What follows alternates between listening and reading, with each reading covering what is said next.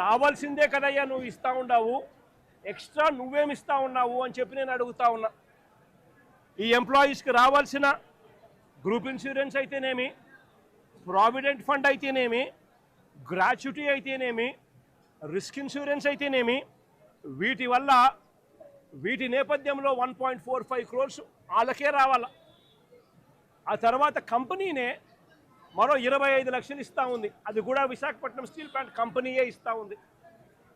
కేవలం prime minister relief fund కింద కేవలం 2 లక్షల రూపాయలు అదనంగా ఎక్స్గ్రేషియా కింద వస్తూ ఉంది. రాష్ట్ర ప్రభుత్వం నుంచి 0 రూపాయి అంటే రూపాయి కూడా ఇవ్వడంలే. మరి నేను అడుగుతా ఉన్నా, ఇక 1.72 crores ఇంకొకటి నువ్వు ఇచ్చేదేందయ్యా బోడీ అని అడుగుతా ఉన్నా. వాళ్ళకి రావాల్సిందే, వాళ్ళ హక్కుగా వాళ్ళకి రావాల్సిందే వాళ్ళకు వస్తూ ఉంది. వాళ్ళకి అది ఇస్తూ ఉన్నారు, అది వాళ్ళకి ఇస్తూ ఉన్నారని మీరు చెప్తా ఉన్నారు. ఇది నిజంగా ధర్మమేనా, న్యాయమేనా అడుగుతా ఉన్నా. ఇదే విశాఖపట్నంలో ఇంతకుముందు మా హయాంలో ఇలాంటి ఒక దుర్ఘటన జరిగితే అక్కడ కూడా మనుషులు చనిపోతే ఎంతమంది చనిపోయినారు? ఎల్జీ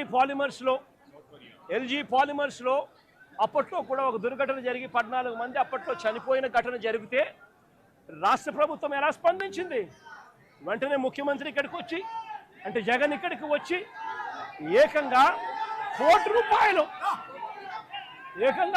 రూపాయలు చనిపోయిన కుటుంబాలకు ఇచ్చి ఆదుకున్న పరిస్థితులు బహుశా దేశ చరిత్రలో ఎక్కడా కూడా జరగలేదేమో.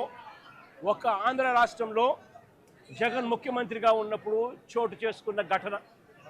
ఏకంగా కోటి రూపాయలు వాళ్ళకు ఇచ్చి ఆ కుటుంబాలకు తోడుగా ఉండి, ఆ వాళ్ళ సభ్యులు చనిపోయిన వాళ్ళకు ఉద్యోగాలు కూడా మళ్ళీ ఆ కంపెనీలో ఇచ్చేట్టుగా వైఎస్ఆర్సీపీ ప్రభుత్వం అప్పట్లో అడుగులు ముందుకు వేసి చేయించింది. నేను అడుగుతా ఉన్నా, ఈరోజు ఈ ప్రభుత్వం, చంద్రబాబు నాయుడు గారి ప్రభుత్వం స్పందిస్తూ ఉన్న తీరు నిజంగా ఎంత అన్యాయంగా ఉంది అని ఒక్కసారి మనస్సాక్షిని అడుక్కోండి మీరు అని చెప్పి నేను కోరుతా ఉన్నా. ఈ ప్రభుత్వాన్ని గట్టిగా డిమాండ్ చేస్తూ ఉన్నాం. వాళ్ళకి రావాల్సింది వాళ్ళకి ఇప్పించడంలో నీ గొప్పతనం ఏమీ లేదయ్యా. వాళ్ళకి రావాల్సిన కోటి 72 లక్షలు ఏదైతే ఇస్తా ఉన్నారో, 1,45 లక్షలు వాళ్ళకి రావాల్సింది ఏదైతే ఇస్తా ఉన్నారో అది గొప్పతనం. నీ గొప్పతనం ఏమీ కాదు. కంపెనీ నుంచి కేవలం 25 లక్షల రూపాయలు మాత్రమే ఆ ఎంప్లాయీస్కు వస్తూ ఉంది. ఈ నేపథ్యంలో నేను చెప్తా ఉన్నాను, అయ్యా అప్పట్లో వైసీపీ ప్రభుత్వంలో ఉన్నప్పుడు ఏ రకంగా అయితే 1 కోటి రూపాయలు ప్రతి కార్మికుడికి ఇచ్చి తోడుగా ఉన్న నేపథ్యం పరిస్థితులు ఏ రకంగా జరిగాయో అదే మాదిరిగా ప్రతి ఎంప్లాయీకి మేము ఇంతకుముందు చేసి చూపించినాం. మేమేదైతే చేసి చూపించినామో అదే మిమ్మల్ని కూడా చేయమని అడుగుతా ఉన్నాం. మేమేమి ఎక్కడా కూడా అన్యాయంగానో లేకపోతే మేము చెయ్యనిది మిమ్మల్ని చేయమని చెప్పి అడగడంలా మేమేదైతే చేశామో అదే చేయమని అడుగుతా ఉన్నాం.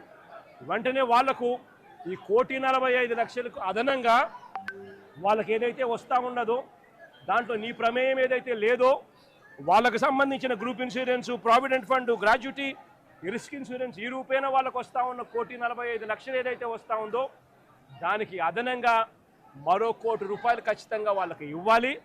వాళ్ళ కుటుంబ సభ్యులకు కూడా అదే మాదిరిగా ఉద్యోగాలు కూడా వెంటనే ఇవ్వాలని కూడా కోరుతా ఉన్నాం. అదే మాదిరిగా నా పక్కన చెల్లి భాగ్యం ఇక్కడే ఉంది. వాళ్ళ